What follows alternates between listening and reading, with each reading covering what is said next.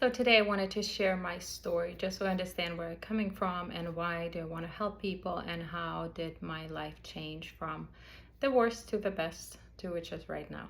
So again, my name is Greta Kay. I am 44 years old now. I grew up in a family of alcoholics. So at first, my dad was drinking all the time. So every time it was dad drinking, he would disappear for a couple of days, then come back. Then my parents would fight. There was an abuse, all kinds of abuse. But so I grew up always scared and not understanding how such a loving man, he was so loving. He was perfect dad, could turn into such a monster when he was drinking, right? So as a kid, I was always scared when it's going to be next time. He would obviously promise me and my brother and my mom how he's never going to drink again. And about a couple weeks or a month later, that would happen again. And then it would instantly change from this wonderful, loving man to like a monster, right? And I couldn't understand. I grew up in fear and for my life and my mom's life and all that stuff. And obviously he would sober up and then he would look at us and be like, what happened? And we're like, what do you mean what happened, right? It's like you were doing all these kind of things. So then he would feel sorry and apologize for the things he wouldn't even remember he did. But he felt the guilt, he felt sorry, he wanted to change things, he just couldn't, right? So then like about 10-15 years into it, I that we just had to live with it. So then my mom started drinking. I think she said she couldn't take it anymore, it's too hard for her, so she started drinking herself, and that would help her not worry about dad's problems. And I'm like, how in the world, right? We were all fighting for this to make sure dad is cured and make sure he doesn't drink again, and now there's mom with him. So anyways, then I was older, so I was taking care of them to make sure nothing happened to them, make sure they're okay, take them to the doctors or whichever. And I was scared every time, even as an adult, you're scared to come over to see what happened, to make sure, they're okay. So then they finally got divorced. So that kind of helped. My mom got better, my dad remarried, and he never drank since. So he didn't drink for 20 years. He did pass away last year, but not from drinking. So he did get to enjoy 20 years, 20 beautiful years without drinking. So then my mom, she was okay for a while, but she is honestly still very much struggling with it.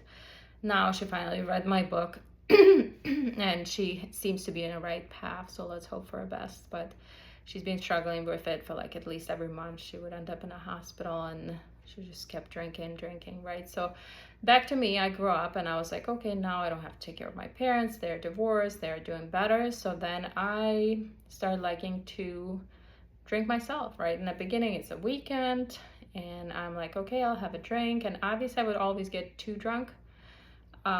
Sometimes not remember some things, right? And drink next day. And obviously I was always looking forward to the next weekend, to the next party.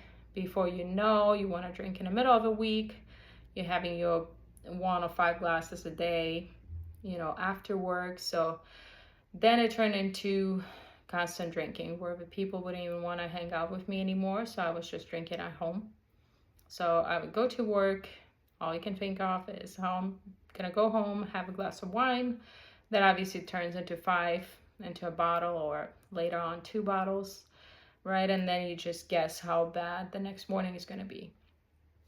Then you wake up in the morning, tell yourself you're never gonna drink again, suffer through the day, and obviously go back.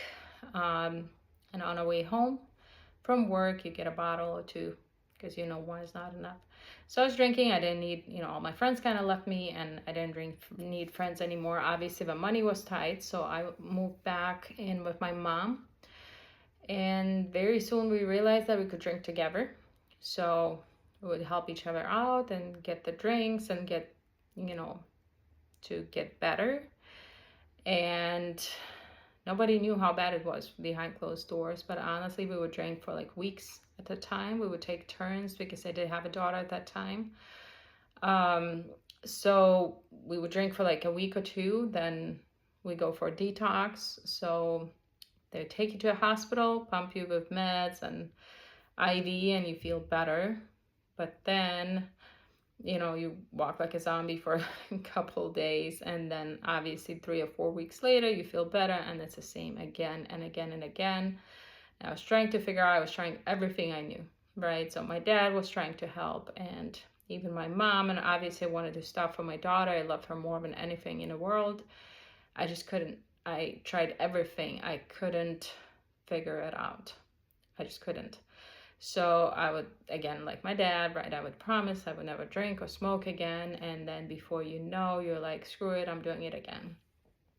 So then I would find myself in this cycle. It's always the same. It's always like you work hard and then it all falls apart and you get a drink and then you're at the bottom again. You obviously lose a job or you quit a job or you're just functioning. Obviously, you're not living. You're just guessing how bad the next morning is going to be. Right? And it's a nightmare. It's like being in hell while still alive, and like keeping your own body hostage. So like your mind knows you have to stop, you just don't know how, and it just gets worse and worse. And obviously with years it makes you more and more sick.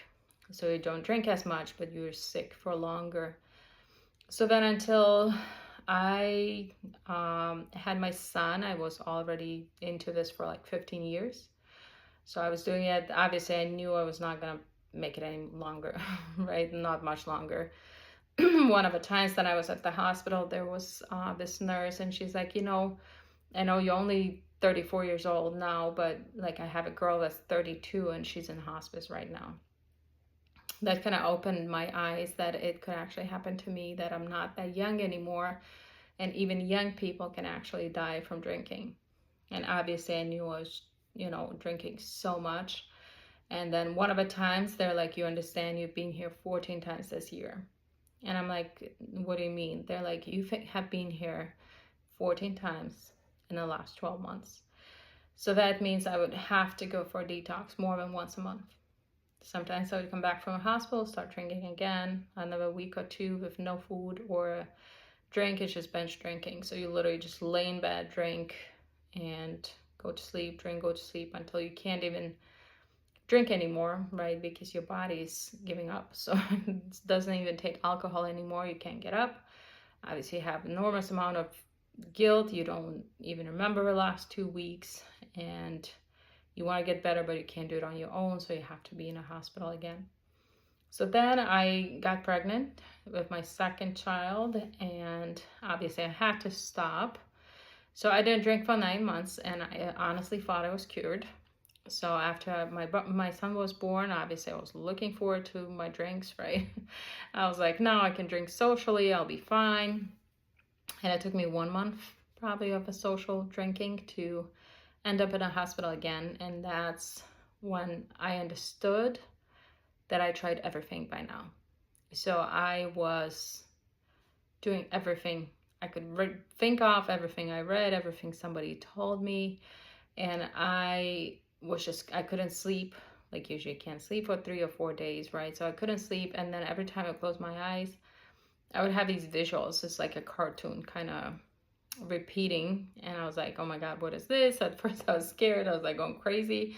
I'm like, obviously it's been too far right now. I'm seeing things. But if you've been going through a detox ever, you know how scary it is. You can see things and hear things and all that stuff. So I'm like, okay, at this point, I haven't slept for 2 days. I just want to close my eyes and kind of see, because I kind of noticed that it's the same thing repeating, right? And that is when I understood how this whole thing worked. And it's obviously a gift, from above or whichever it is. So I understood, and I started writing that same day. So I started writing what I saw, right? And what I saw was like a cartoon again, and there's a man and he's holding a bottle of wine, and then he pours a bottle of wine, and in that bottle of wine there's a little devil that's sitting there so happy that he's gonna get in. So that devil, when man drinks that first drink, the devil gets in his stomach, and he's just sitting there like a little child and laughing and jumping, right?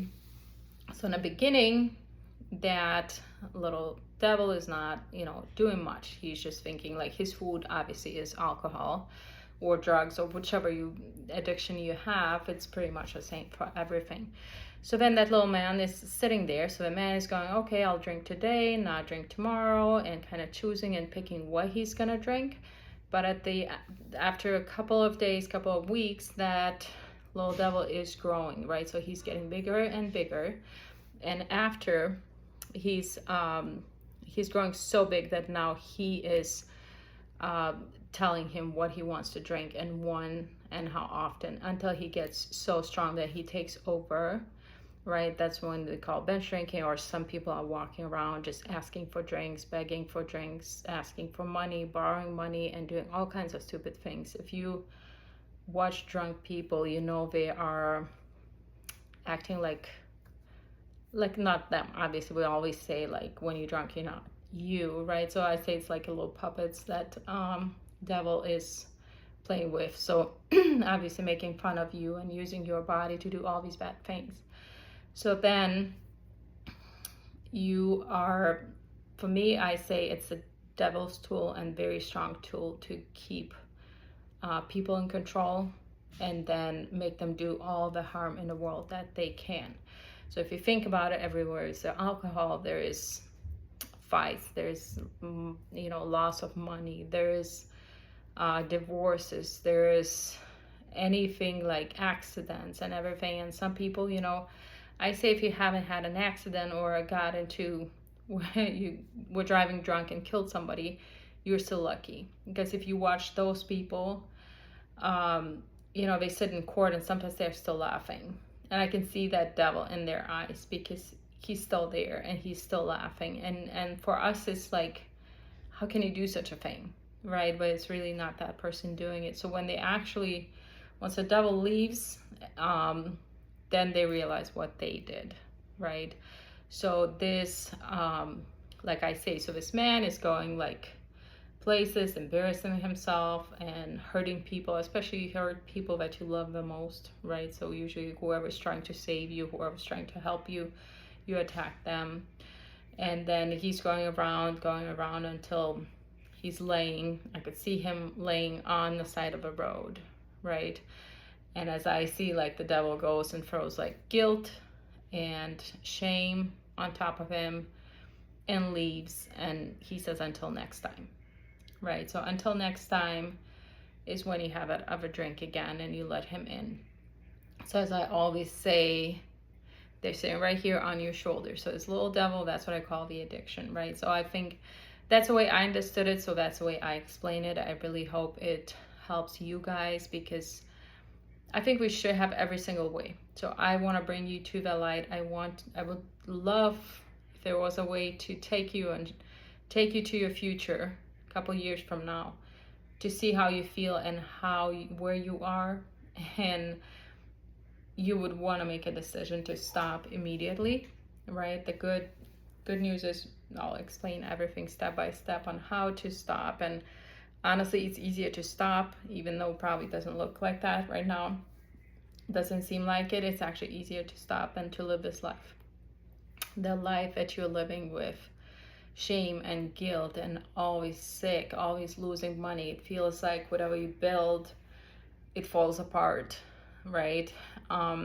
You build a relationship, you build something at work, and before you know it falls apart. I think it's just like devil playing games, because you actually, until you stop drinking, it's just not gonna stop. You're still gonna be in that same cycle. You're gonna be okay for 2 or 3 weeks or 2 months. It depends on what cycle you are in, right? So it's a cycle. So it's from when you start drinking, having that first drink, till it gets you through to your bottom. So whichever your bottom is, that's where you end up. And I'm gonna tell you, it never gets better. It'll only get worse and worse with time.